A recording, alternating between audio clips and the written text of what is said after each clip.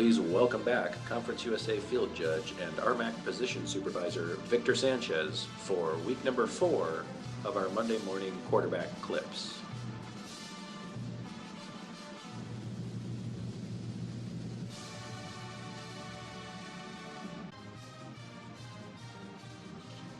Welcome to week 4 of the Commissioner's Top 10 plays for review for New Mexico High School football. Looking forward to another weekend of action coming up. We want to use these plays for learning purposes. We are not here to disparage any particular individual or a crew of officials, but simply to learn and improve as the season goes on. We're going to open today with a kickoff play and the ruling on the field and how can we handle this play. You'll see we have a kickoff that's going to approach the near sideline. It's going to hit and it's going to roll, and right about here we see that the kick returner has a foot out of bounds and is reaching down to grab the ball and possesses the ball. We have the clock being killed and we do not have a flag on the ground. This is a kick out of bounds and should be a foul by rule. The rule states that if a player is out of bounds when they touch the kick or possess the kick, then that kick is out of bounds. As it would happen, this crew happened to not enforce this as a kick out of bounds, and they spotted the ball at the 1 yard line and gave the ball to the offense at the 1 yard line. So let's just remember that if a player has a foot out of bounds when they possess a free kick before it has been touched by the return team, that this is a free kick out of bounds and they should be given the option of taking the ball at 35 or 5 yards from the spot where it's declared out of bounds, or penalized 5 yards, re-kick, or take it at the spot where it goes out of bounds.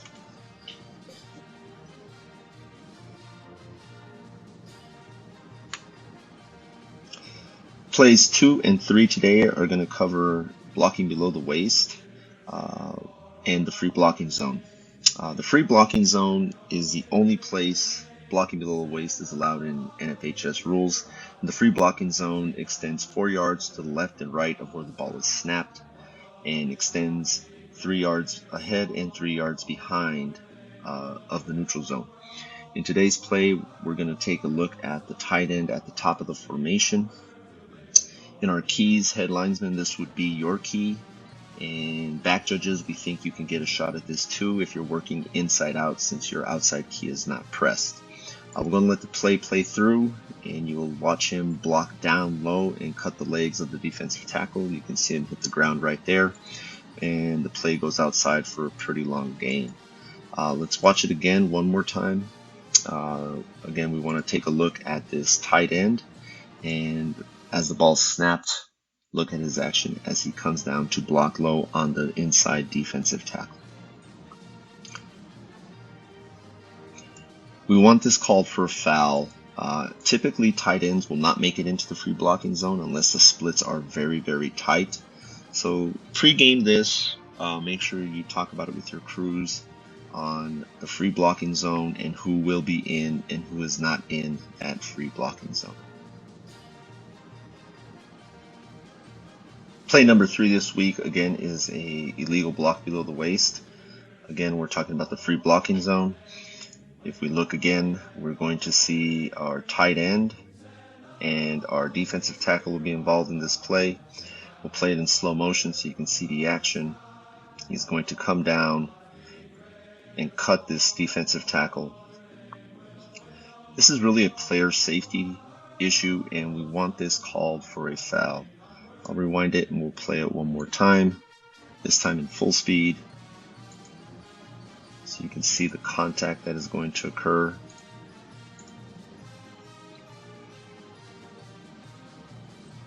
This is a very dangerous play and could lead to severe injury. Again, review the free blocking zone, who is and who is not in the free blocking zone, and let's have these fouls picked up on the field.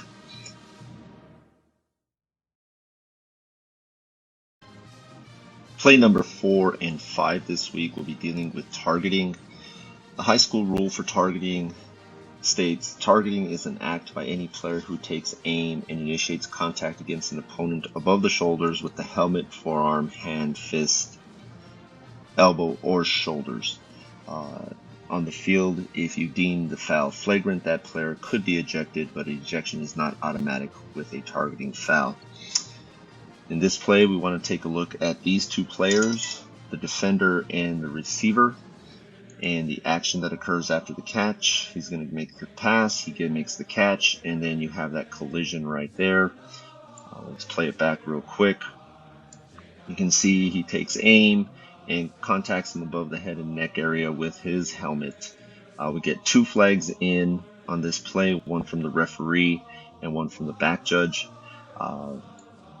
Line judge, you could have a flag on this. We don't expect you to have one. You're dealing with forward progress and other aspects of the play.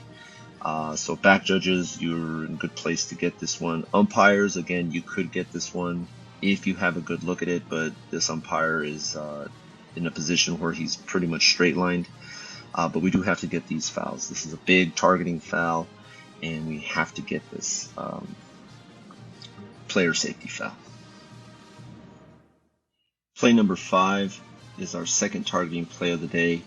We're going to be looking at action at the top of the screen, and you will see our players indicated here that we need to take a look at. We have a wide receiver at the top and our linebacker in the middle of the field. Our keys as such, our back judge should be looking at the lower pair of receivers. Those would be his positional keys, working inside out from the tackle to them. So our head linesman is faced with those 2 receivers being his positional keys to start the play. Let's play roll through and just follow those 2 players. We're going to see the contact at the sideline after the pass is made. Quarterback's throwing the ball, and we have contact right there. This play is going to loop, so we'll get to watch it one more time. Again, we're going to be looking at these 2 players.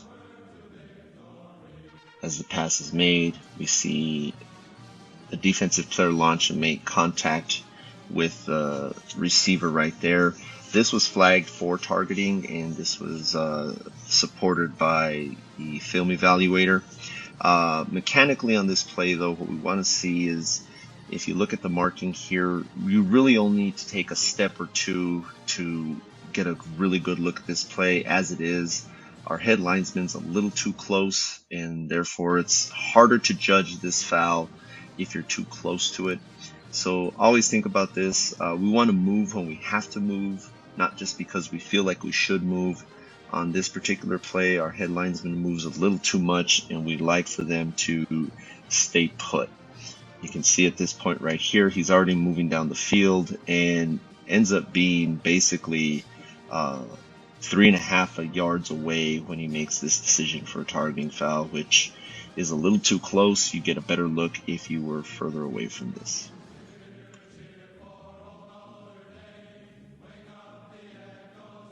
Our next 4 plays are going to be dealing with illegal blindside blocks.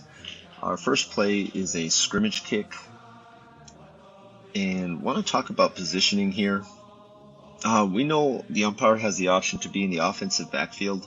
I have marked here on the screen where the umpire typically is in scrimmage kick formations, and while I understand that it may be more comfortable to be in the offensive backfield, you really do have to move out of that position and get upfield quick to be able to cover a play properly. As you'll see in this particular play, we lose tremendous amount of coverage without the umpire moving into the proper position, and we get a really, really violent blindside block right around the 20-yard line. The runner breaks into the open, and you're going to see the defender and the blocker approaching right there. And then the next thing is a violent blindside block. And the head linesman could have had a look at it, but obviously didn't because there was not a flag thrown on this play. Our line judge is looking in the proper place. He's looking ahead of the play at blocks that are developing in front of the runner. But our umpire is nowhere to be found. and so that makes it problematic in terms of coverage. So I would recommend that we stay behind the defensive back, behind the linebackers on plays like this, so that way we have proper coverage and we get these player safety fouls. Our next play is going to be for an illegal blindside block on an interception return. We're going to have the quarterback who's going to roll out to his left. He's going to make a pass, and number 44 right there at the 25-yard line is going to intercept the ball.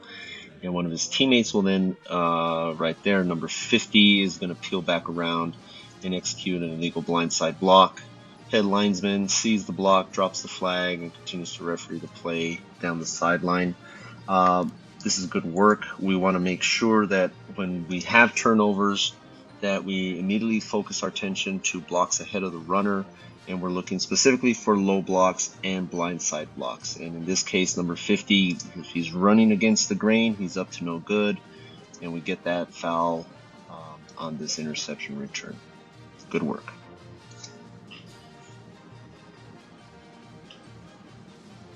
Our third play dealing with illegal blindside blocks is on a long run after a catch towards the end zone in the far corner, in the near corner, I should say.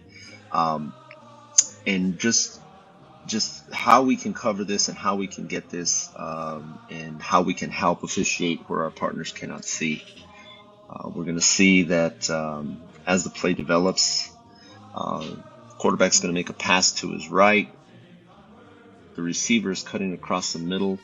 Our back judge is backpedaling, and I would suggest at this point just turn and run. You're really not doing any good. It's you move faster when you run than when you backpedal. So just turn and run and get to the goal line. That's where you need to be, right? So instead of backpedaling, once that play has broken into the open, go and turn your hips, run, and get to the spot where you need to be at the goal line. Now, as the runner continues up the field, our line judge can look at one of two things. He can look at this block that's going to occur right around the 7 or 8 yard line. He probably is not looking at this blue team player coming in for the blindside block that we're going to see happen here in a second. If he does see that, then great, where he's going to get that foul. But as it turns out, he is not looking there. Our back judge could have a look at it, but I would even say this: if you're backpedaling and moving, it's hard to focus. So if you run and get to a spot and then steady yourself, you can see a lot better the action that's happening in front of you. We'll let it roll, and you'll see the violent hit right there. Now, this foul was actually picked up by the far side head linesman, and a lot of people will say, well, that's a long way to come for that foul. If it's a non-football play, blindside blocks, targeting, unsportsmanlike acts, unnecessary roughness, non-football plays, really there is no pond that you cannot fish in. So coming across the field to get this block is a good get. It's a crew saver because our back judge didn't see it, our line judge didn't see it, and we really need to get this foul. Our fourth blindside block clip is going to be on a run by the quarterback. We're going to see him head up field, and you can see our player identified. And the key really here is there's really no other blocks to look at. So we should probably have at least 2 flags, maybe 3 flags on this play, one from our umpire, one from our back judge, and one from our head linesman. We see the collision. Back judge and head linesman have the best views. Umpire, he is shielded by number 52, but could have a flag down as well, and does. And we get a correct call for a blindside block. We'll let it play one more time and just look at the excellent coverage that we have by our officials. And if you look at all the officials, if you look at them, they're not running, they're just standing, moving with a purpose, looking where they need to look, and not rushing. They get the foul. Correct call for illegal blindside block. Great work of mechanics by the umpire, head linesman, and back judge.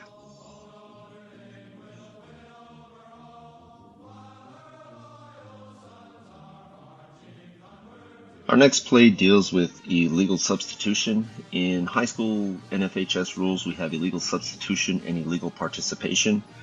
Rule 374 is illegal substitution and reads, during a down, a replaced player or substitute who attempts to unsuccessfully leave the field and who does not participate in or affect the play constitutes an illegal substitution and is a 5-yard penalty.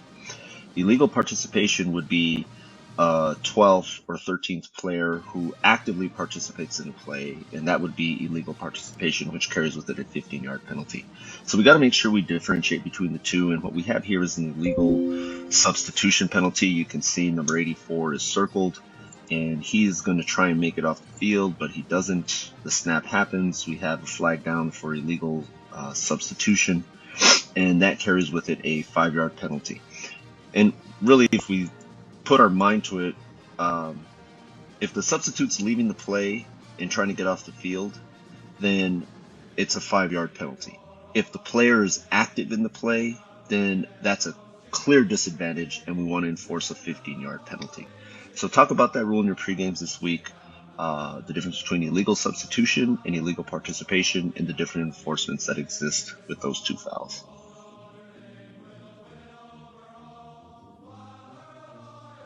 Our bonus play today is going to identify what is a legal hit on a receiver. Even though the hit is violent, we want to be able to know that there are targeting fouls, there are flagrant fouls, unnecessary roughness fouls, but then there's just football. And this is a clean football play on a receiver.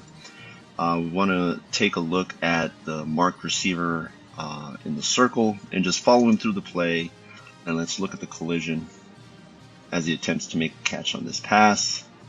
He gets hit, thrown to the ground. Obviously, we have an incomplete pass as we see the ball rolling.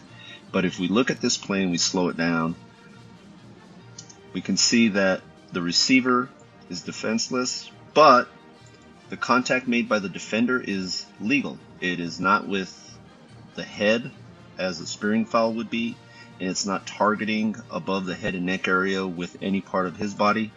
He hits him in the side with his shoulder and extends with the forearm, and the receiver goes to the ground. That is a clean, legal football play and should not be fouled. So make sure that we see the whole play, make sure that we see what is hit and what they are hitting them with, and be able to rule accordingly.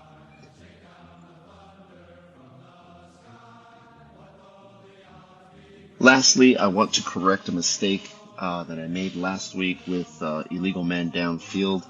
I erroneously told you that 3 yards was the line that we're looking for to determine an illegal man downfield. That is incorrect. So this yellow line, we're going to squiggle it out because that's not the line we're looking for. The rule is 2 yards for the expanded neutral zone, and so we want to look for that line. So my apologies for any incorrectness that I passed on last week. I kicked it and I got it wrong, and so coming back to make it right, illegal man downfield happens at 2 yards. So when we watch this play develop, we want to see that those players get down beyond 2 yards. Hope that helps and corrects everything for everybody. Appreciate your time, and have a great week this week. Make your calls big, make them be there, and remember, move with purpose. Move because you have to, not because you feel like you want to. Have a great week. Thank you for watching this week's Monday Morning Quarterback Clips. Just a reminder, Part 1 of our NFHS exam is due this week on September 15th. You can take Part 2 as many times as you'd like, beginning September 16th. Have a great week.